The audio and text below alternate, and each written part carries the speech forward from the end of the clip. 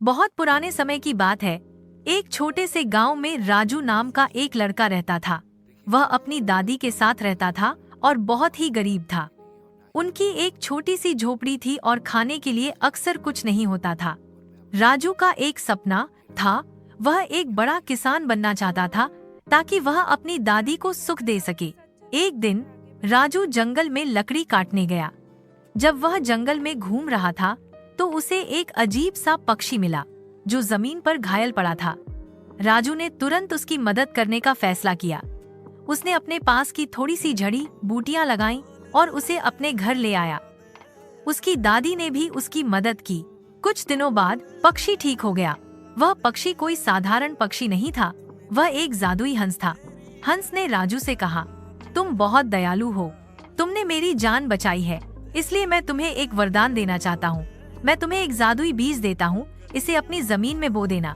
हंस ने राजू को एक छोटा सा सुनहरा बीज दिया और उड़ गया। राजू बहुत खुश हुआ। उसने तुरंत जाकर वह बीज अपनी छोटी सी जमीन में बो दिया। कुछ ही घंटों में उस बीज से एक बहुत बड़ा पौधा उग गया जिस पर सुनहरे फल लगे थे। जब राजू ने एक फल तोड़ा तो वह सोने का बन गया। राजू और उसकी दादी की खुशी का ठिकाना नहीं रहा। वे अब अमीर हो गए थे। राजू ने गांव के लोगों की मदद करना शुरू कर दिया। उसने गरीब किसानों को पैसे दिए जिससे वे अच्छी फसल उगा सकें। उसने गांव में एक स्कूल बनवाया जहां सभी बच्चे मुफ्त में पढ़ सकें। उसने एक अस्पताल भी बनवाया जहां बीमार लोगों का इलाज हो सके। राजू की दयालुता और मेहनत से पूरा गांव खुशहाल हो गया। एक दिन गांव का एक लालची आदमी जिसका नाम शंकर था, राजू से जलने लगा।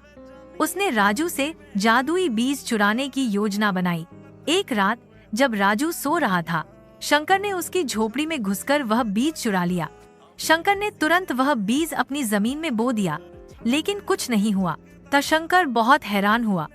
उसने राजू से पूछा, तुम्हारा बीज मेरी जमीन में क्यों नहीं उगा? राजू ने मुस्कुराते हुए कहा, वह बीज जादुई नहीं था, वह तो मेरे दिल की दयालुता और दूसरों की मदद करने की भावना थी जिसने उसे जादुई बना दिया था। शंकर को अपनी गलती का एहसास हुआ। उसने राजू से माफी मांगी और वह बीज वापस कर दिया। राजू ने उसे माफ कर दिया और उसे भी दूसरों की मदद करने के लिए प्रेरित किया। इस कहानी से हमें यह सीख मिलती है कि धन और दौलत से ज्यादा महत्वपूर्ण दयालुता और दूसरों की मदद करने की भावना है। जब हम दूसरों के लिए अच्छा करते हैं तो हमारे लिए भी अच्छा होता है।